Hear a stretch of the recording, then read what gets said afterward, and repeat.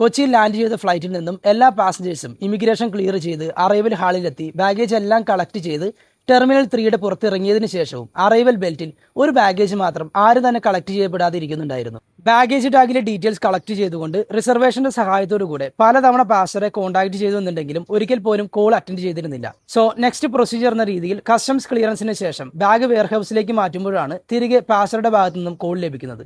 കുറച്ച് അധിക ദൂരം യാത്ര ചെയ്യേണ്ട വ്യക്തിയാണെങ്കിൽ പോലും എയർപോർട്ടിനടുത്തുള്ള നായത്തോട് കവലയിൽ ചായ കുടിക്കാൻ കയറിയതിനാൽ അധിക ദൂരമൊന്നും ആൾ ട്രാവൽ ചെയ്തിട്ടുണ്ടായിരുന്നില്ല.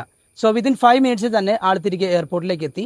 ബാഗ് ആ വ്യക്തിയുടെ തന്നെയാണെന്ന് കൺഫേം ചെയ്തതിന് ശേഷം കസ്റ്റംസിന്റെ ഫോർമാലിറ്റീസ് ഒന്നുകൂടെ ക്ലിയർ ചെയ്ത് CSFന്റെ രജിസ്റ്ററിൽ എൻട്രി ചെയ്തതിന് ശേഷം ആ വ്യക്തിയെ എയർപോർട്ടിനകത്തേക്ക് പ്രവേശിപ്പിച്ചു.